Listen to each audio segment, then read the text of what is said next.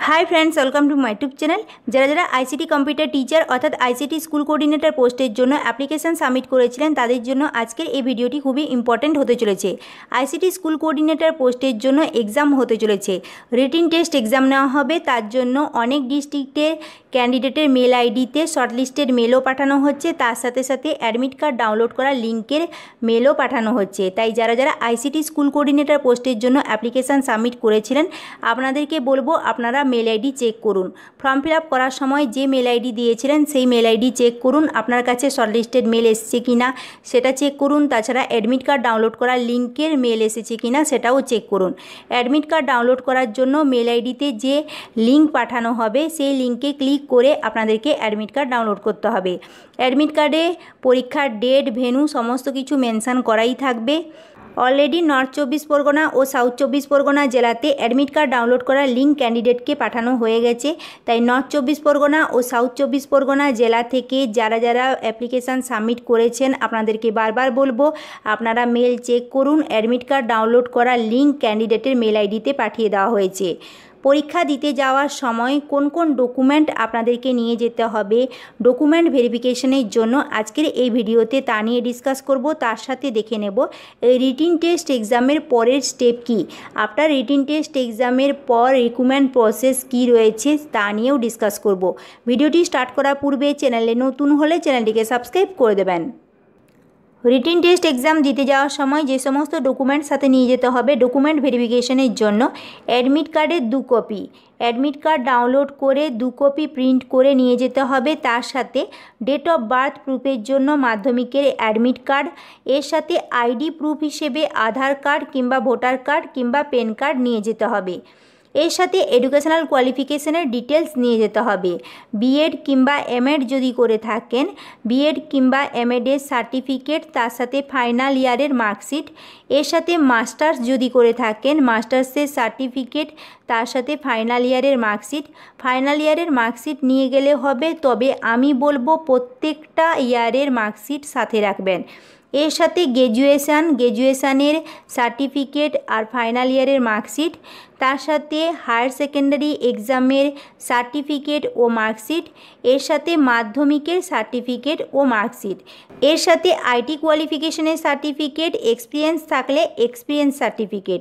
যে সমস্ত ডকুমেন্ট বললাম এই সমস্ত ডকুমেন্টের অরিজিনাল তো নিয়ে যাবেন, তার সাথে জেরক্স কপিও নিয়ে যেতে হবে। অরিজিনাল ডকুমেন্ট ভেরিফিকেশনের জন্য লাগবে, তাই অরিজিনাল নিয়ে যাবেন, তার সাথে জেরক্স কপি 2 কপি সাথে রাখবেন। অ্যাডমিট কার্ড ডাউনলোড করে ভালো করে ইনস্ট্রাকশান পড়বেন।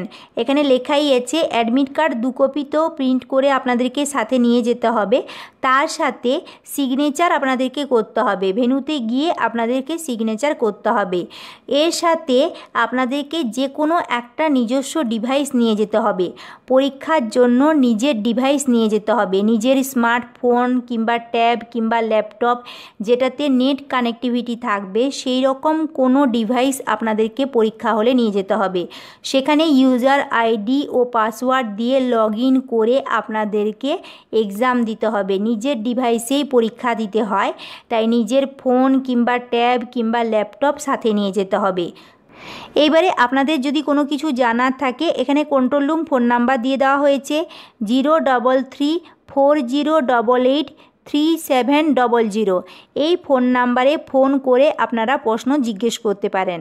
আপনারা অনেকেই আমার কাছ থেকে জানতে চাইছেন আইসিটি স্কুল কোঅর্ডিনেটর পোস্টে রিক্রুটমেন্ট প্রসেস কী আছে, রিটিন টেস্ট এক্সামের পরের স্টেপ কী। প্রথমে রিটিন টেস্ট এক্সাম নেওয়া হবে। রিটিন টেস্ট এক্সাম যারা যারা কোয়ালিফাই করবে তাদেরকে ট্রেনিংয়ের জন্য ইনভাইট করা হবে। প্রথমে যে রিটিন টেস্ট এক্সাম নেওয়া হবে সেই রিটিন টেস্ট এক্সামের সিলেবাস নিয়ে আমি অলরেডি ডিসকাস করেছি, তাছাড়া অনেকগুলো মডেল প্রশ্ন উত্তর নিয়েও ডিসকাস করেছি। ভিডিওর লিঙ্ক ডেসক্রিপশান বক্সে দিয়ে দেবো, একবার দেখে নেবেন। এই রিটিন টেস্ট এক্সাম যেদিন নেওয়া হবে সেই দিনই ইন্টারভিউ হবে। Written test exam plus interview এই দুটো রেজাল্ট একসাথে প্রকাশিত হবে। রেজাল্ট প্রকাশিত হলে তারপর ট্রেনিং পিরিয়ড রয়েছে। ট্রেনিং পিরিয়ড রয়েছে 15 দিনের। 15 দিনের ট্রেনিং দেওয়া হবে। ট্রেনিংয়ের পর এক্সাম নেওয়া হবে।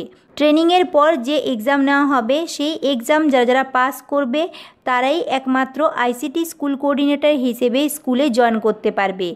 স্কুলে জয়েন করার পর স্কুলে কি কি কাজ করতে হয়, আইসিটি স্কুল কোঅর্ডিনেটরে কি কি দায়িত্ব রয়েছে তা নিয়েও আমি ডিসকাস করেছি। লিঙ্ক ডেসক্রিপশান বক্সে দিয়ে দেবো, একবার দেখে নেবেন। যারা যারা আইসিটি স্কুল কোঅর্ডিনেটর পোস্টের জন্য অ্যাপ্লিকেশান সাবমিট করেছিলেন আপনাদেরকে বারবার বলবো আপনারা নিজের মেল আইডি চেক করুন, কারণ একবার যদি মিস হয়ে যায় পরবর্তীকালে কিছু করার থাকবে না।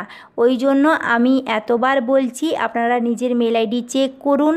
আর যদি অ্যাপ্লিকেশান সাবমিট করেছেন অবশ্যই আপনারা পরীক্ষা অ্যাটেন্ড করুন, পরীক্ষা দিন। পরীক্ষা খুব ভালো হবে। মডেল কোশ্চেন পেপার তো আমার চ্যানেল থেকে আপনারা পেয়ে যাবেন।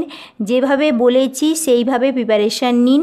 বিশেষ করে কম্পিউটার, বেসিক কম্পিউটারের ডিটেলস ভালো করে দেখে যাবেন, তাহলেই আপনারা পরীক্ষায় পাশ করে যাবেন। আজকের এই ভিডিওটি যদি হেল্পফুল মনে হয় তাহলে লাইক করবেন, বন্ধুদের সাথে শেয়ার করবেন। আইসিটি স্কুল কোঅর্ডিনেটর পোস্টে আপডেটেড নিউজ পাওয়ার জন্য আমার চ্যানেলটিকে সাবস্ক্রাইব করে দেবেন। Thank you.